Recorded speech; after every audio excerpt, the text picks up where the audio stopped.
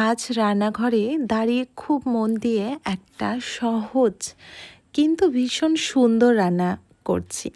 তাজা মাশরুম, সবুজ ক্যাপসিকাম, লাল টমেটো আর মিষ্টি গাজর একসঙ্গে কেটে নিয়েছি। একটু বাটার দিয়ে সবজিগুলোকে হালকা করে ভেজে নিচ্ছি। আর সাথে ফোড়নে দিচ্ছি তেজপাতা, সাদা জিরে আর শুকনো লঙ্কা। আপনারা এটি যদি নিরামিষ দিনে না খান তাহলে এতে পেঁয়াজ ও রসুন এবং একটু ক্যাচআপ দেবেন, তাহলে এর টেস্টটি আরও দুগুণ বেড়ে যাবে। অ্যাকচুয়ালি এই রান্নাটা করছি মঙ্গলবার দিন আমি একদমই নিরামিষ খাই। সেই দিন আমি হনুমানজির পূজা আরাধনা করি এবং সেই দিন নিরামিষ আহারটা করি। আমি ম্যাক্সিমাম টাইমেই নিরামিষ খাই, কিন্তু ফ্যামিলির জন্য রান্না করতে হয়, তো তখন মাছ মাংসটা রান্না করে দিই ঠিকই, কিন্তু আমার পছন্দের ভোজন যদি বলতে চান তাহলে কিন্তু আমি নিরামিষভোজী। আমার নিরামিষ খেতে ভীষণ ভালো লাগে। কিন্তু আর একটা সত্যি কথা কি জানেন তো, এক্ষুনি সবাই বলবেন নিরামিষের মধ্যে কি পেঁয়াজ আর রসুন হয়? হ্যাঁ, এই দিন পেঁয়াজ আর রসুনটি দিইনি বটে, কিন্তু সত্যি করে বলতে পেঁয়াজ ও রসুন এই দুটোই আমার খুব ভালো লাগে। এবং মাছ মাংস ডিম আমাকে সারা জীবন না খেতে দিলেও আমি অনেক খুশি হব, কিন্তু পেঁয়াজ রসুনটা আমার খেতে ভালো লাগে। সেটি সবজির এবং যে কোনো জিনিসের স্বাদটা বাড়িয়ে দেয়। কিন্তু মঙ্গলবার তো এটা করলে হবে না। সাথে আমার ঘরে না ধূপ ও ধুনোর গন্ধও মোমো করছে। রান্না করছি আর একটু করে সন্ধ্যাবেলায় এই ধূপ আর ধুনোর গন্ধগুলো নিজেকে সুন্দরভাবে উপভোগ করছি, কারণ এই গন্ধটা আমার খুব প্রিয়। মনে হয় যেন পুরো বাড়িটা শান্তিতে ভরে গেছে। পাশে কয়েকটা গোলাপ ফুলও সাজিয়ে রেখেছি। তাজা ফুল দিয়ে ঘর সাজাতে আমার খুব ভালো লাগে জানেন।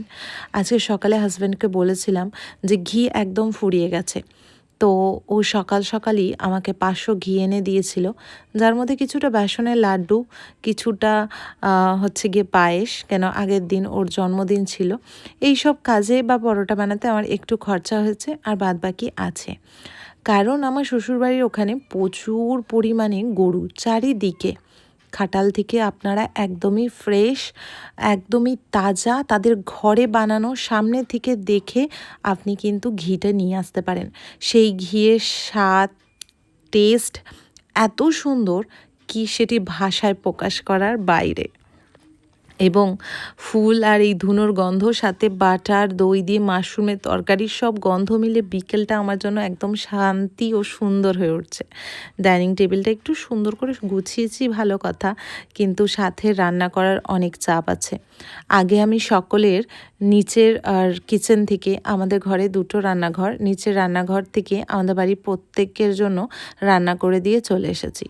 শুধু আমি আর আমার জায়েরা মিলেই হচ্ছে গিয়ে বিশেষ করে এই দিনে, মানে ধরুন মেয়েরা মিলেই কজন 3-4 জন আমরা মেয়েরা মিলেই কিন্তু নিরামিষটা খাই, যেটি খুবই ভালো লাগে এবং পূজাটাও করি।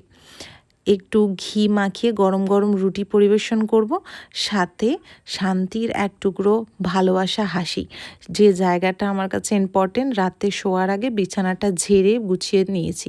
দেখো ওখানে না তেল পড়ে গেছে, তেলের বাটিটা রেখেছিলাম, আমার মেয়ের পায়ে লাগিয়ে দিচ্ছিলাম, ওর পাটা একটু ব্যথা করছিল। এই সময় একটু বড় হয় এবং ও খেলা করে বাড়ির সকলের সাথে, যেমন ও ছোটো দাদা, ভাই, দিদিদের সাথেও খেলা করে, তো এই কারণে ওর পায়ে একটু ব্যথা হয়ে যায়, তাই না পায়ে তেল মালিশ করছি। আর এই রান্না করতে করতে জানলা দিয়ে জানেন তো সুন্দর ঠান্ডা হাওয়া আসছে। আর আমার শ্বশুরবাড়ির আশেপাশে এত ছাতিম গাছ, যেটা আমার অনেক পছন্দের একটি ফুল গাছ। সামনেই দুর্গাপুজো, এই সময়টা এলে মনটা যেন অজান্তেই বহু বছর আগে দিনগুলো ফিরে চলে যায়। বলতে বলতেও আনন্দে ভেসে যাচ্ছি, তাই একটু তোতলে যাচ্ছি। আমি তখন মা, বাবা, ভাই আর বোনের সাথে কোয়ার্টারে থাকতাম জানেন তো।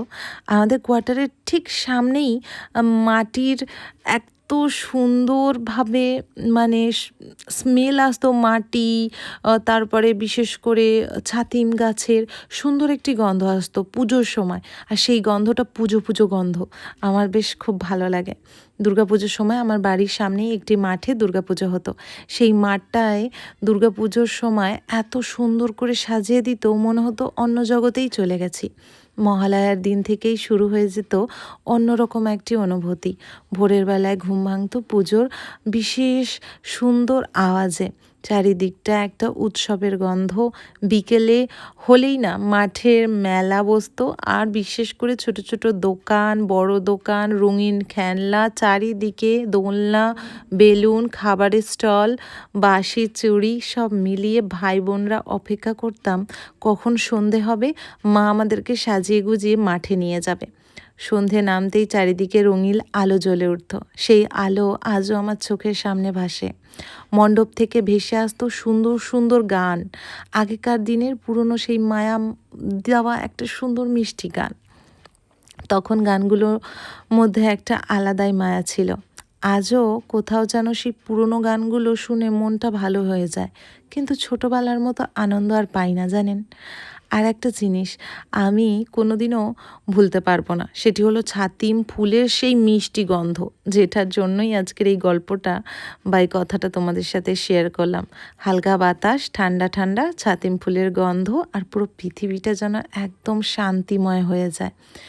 এবং আমি এই গন্ধটা পাই আমার শ্বশুর বাড়িতেও এসে, তাই বাপের বাড়ির কথা খুব মনে পড়ে।